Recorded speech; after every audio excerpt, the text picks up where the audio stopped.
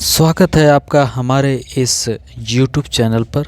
हम लोग already 2 lecture cover कर चुके हैं संविधान के, जिसमें हम लोगों ने लुसेंट को लेकर चल रहे हैं हम लोग, तो जिसमें हम लोगों ने बहुत सी चीज़ें देख ली हैं। पिछला लेक्चर आपने नहीं देखा है तो आप लोग उसको देख लीजिए, क्योंकि लेक्चर सीधे सीधे जो पढ़ाया गया है उसके बाद आगे शुरू हो रहा है, इसलिए वो देखना बहुत ज़रूरी है।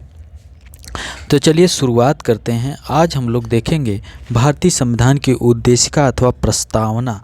आखिर भारतीय संविधान की उद्देशिका अथवा प्रस्तावना है क्या, तो उसको देखते हैं। भारतीय संविधान की उद्देशिका अथवा प्रस्तावना, ठीक है। सबसे पहली चीज़ तो ये जानना है कि भारत में जो उद्देशिका और प्रस्तावना है वहाँ पर बहुत सी चीज़ें जो हैं कई राज्यों से ली गई हैं, ठीक है। मतलब भारतीय संविधान के बहुत से विदेशी स्रोत हैं। विदेशी स्रोत का मतलब कि दूसरे देशों के संविधान को छांट करके, उनको खंगाल करके जो वहाँ पर अच्छी चीज़ें थी उसको हमारे भारत के संविधान में रखा गया। और उस वक्त की बहुत बड़ी बात है कि किसी देश में पहुँचना, 1947, 48, 49 में किसी देश में पहुंचना बहुत बड़ी बात है। वहाँ के संविधान को पढ़ना पूरा, उसको छांटना कि हमारे देश के लोगों के किस प्रकार के हमारे देश की संरचना है, किस प्रकार की हमारे देश में डाइवर्सिटी है, विविधता है, उसके साथ बहुत मनन करने के बाद अपने संविधान में रखना, ये बहुत बड़ी बात हो जाती है। तो देखते हैं कौन कौन से देश से क्या क्या उठाया गया है। यहाँ पर क्वेश्चन अक्सर पूछे जाते हैं कि यह चीज़ कहाँ से, किस देश से ली गई है, यह चीज़ किस देश से ली गई है, अक्सर करके यहाँ तक कि PCS में, IAS वगैरह में भी पूछे जाते हैं।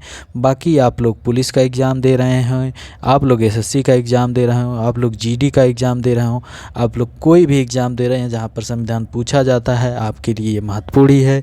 आपके पास लुसेंट तो होगी ही, तो लुसेंट आप ले लीजिए और देखिए यहाँ पर और टिक कर लीजिए। सबसे पहली चीज़ की संयुक्त राज्य अमेरिका से क्या लिया गया है। मौलिक अधिकार मतलब फंडामेंटल राइट, जो अधिकार हैं संविधान के अनुच्छेद 1235 में दिए गए हैं, वो कहाँ से लिया गया है, जिसको मैग्ना कार्टा कहा जाता है। 12 से 35 लिया गया अमेरिका से। संविधान का मूल अधिकार जो हमें मिले हैं, मूल अधिकार हमारे जो हैं कि मतलब जीवन जीने का अधिकार, राइट टू मैरिज, ये सब चीज़ें जो हम आगे देखेंगे। राइट टू मैरिज, शादी करने का भी अधिकार आर्टिकल 21 में है, संविधान के अनुच्छेद 21 में है, ठीक है। न्यायिक पुनर्वलोकन मतलब कि न्यायिक पुनर्वलोकन क्या है कि किसी चीज़ पर न्याय दिया गया है उस पर फिर से विचार किया जा सकता है। संविधान की सर्वोच्चता मतलब संविधान ही सब कुछ है, संविधान ही सर्वोच्च है। न्यायपालिका की स्वतंत्रता मतलब जुडिशरी, जो सुप्रीम कोर्ट, हाई कोर्ट है, वो स्वतंत्र है, उस पर किसी का मतलब दबाव नहीं है कि प्रधानमंत्री का दबाव हो, राष्ट्रपति का दबाव, ऐसा कुछ नहीं है। निर्वाचित राष्ट्रपति एवं उस पर महाभियोग, अगर राष्ट्रपति जो निर्वाचित हैं उस पर महाभियोग भी लगाना हो, ये भी अमेरिका से लिया गया है। उपराष्ट्रपति के बारे में भी अमेरिका से लिया गया है। उच्चतम एवं उच्च न्यायालयों के न्यायाधीशों के हटाने की विधि एवं वित्तीय आपात मतलब फाइनेंशियल इमरजेंसी जो लगती है संविधान के अनुच्छेद 360 के तहत, वो भी कहाँ से लिया गया है, ये लिया गया है संयुक्त राज्य अमेरिका के संविधान से, ठीक है। तो इतनी चीज़ें संयुक्त राज्य अमेरिका से ली गई हैं, कई बार क्वेश्चन पूछा जाता है।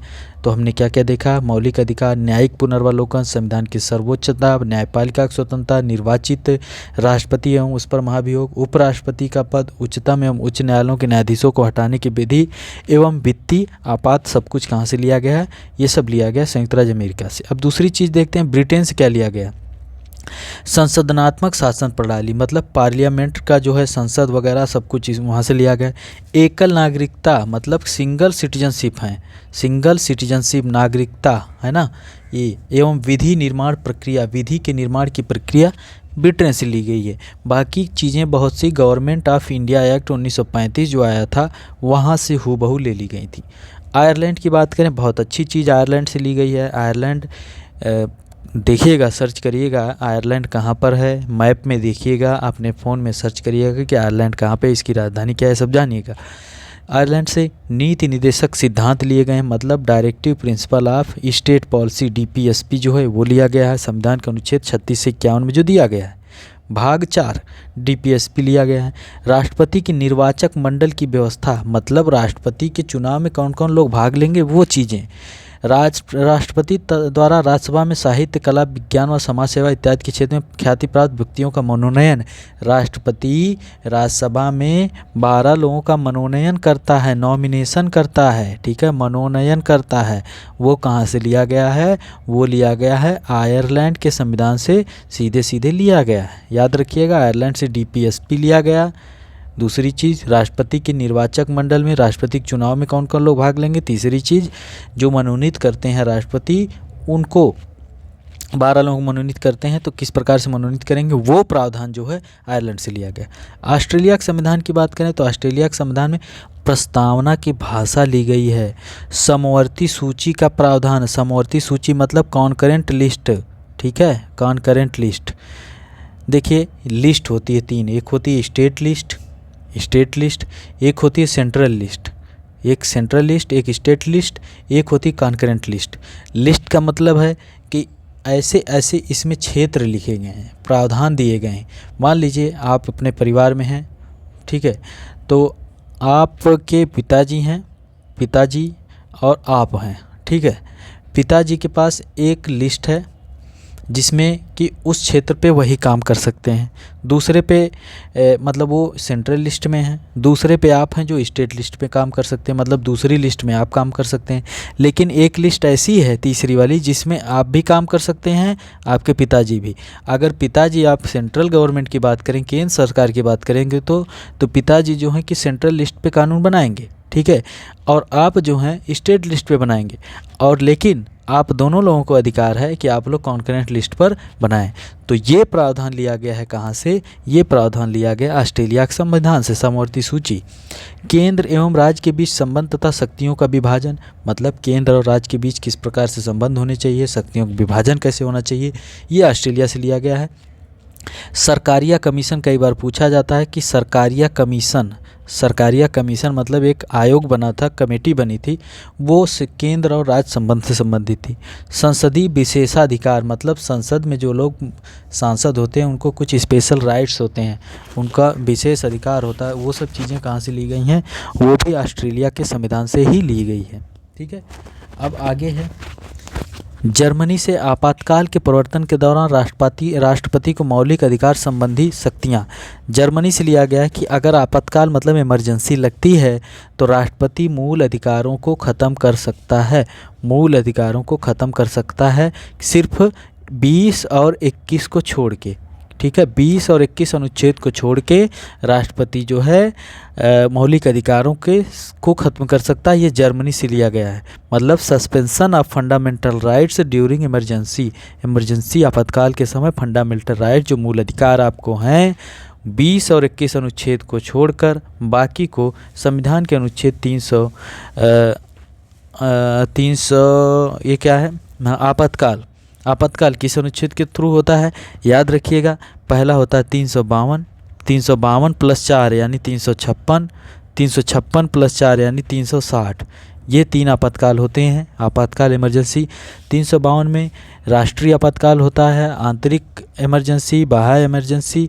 356 में क्या होता है कि ये होता है राज्य, मतलब राष्ट्रपति शासन बोलते हैं, राज्यों में लगाया जाता है आपातकाल। तीसरा 360 जो है कि वित्तीय आपातकाल होता है, ठीक है।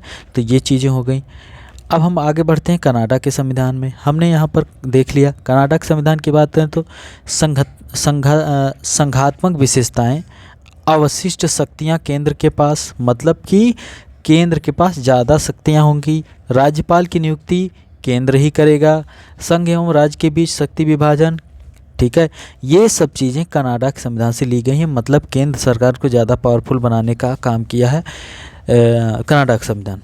अब दक्षिण अफ्रीका की बात करें, संविधान संशोधन की प्रक्रिया का प्रावधान। संविधान संशोधन संविधान के अनुच्छेद 368 के तहत किया जाता है, भाग 20 में है। ये कहाँ से लिया गया है? ये दक्षिण अफ्रीका के संविधान से लिया गया है, ओके।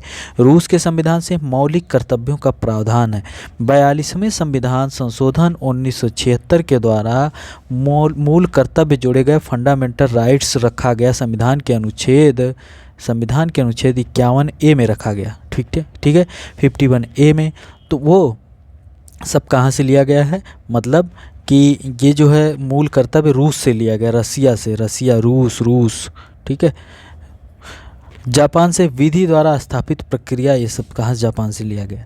यहाँ पर जो भी चीज़ें दी गई हैं इसको बहुत ही अच्छे तरीके से आप देखिएगा, लेक्चर को एक बार फिर से देखिएगा, ठीक है, ताकि आपको चीज़ें और अच्छे तरीके से समझ में जाएँ, याद हो जाएँ। यहाँ से एक क्वेश्चन हमेशा ही रहता है, चाहे वो पीसीएस हो, चाहे आईएएस हो, चाहे कोई एग्जाम, एक आध क्वेश्चन यहाँ से बन जाते हैं, ठीक है। बहुत ही महत्वपूर्ण ये पेज है, सिर्फ इतना ही। लेक्चर को ज़्यादा अगर बड़ा करेंगे तो आप लोग बोर हो जाएंगे, ठीक है। तो अभी के लिए यहीं से रखते हैं, यहीं तक रखते हैं। हम फिर अगले लेक्चर में देखते हैं कुछ और महत्वपूर्ण चीज़ें। भारत संविधान की उद्देशिका के बारे में थोड़ा सा देखा जाएगा, है ना, तो और अच्छी चीज़ें आपको धीरे धीरे समझ आएंगी। अगर आपने अभी तक पिछले लेक्चर्स नहीं देखे हैं तो उसको देख लीजिए, आपको बहुत फ़ायदा होने वाला है। धीरे धीरे ख़त्म कर दिया जाएगा पूरा। ओके, बहुत बहुत धन्यवाद।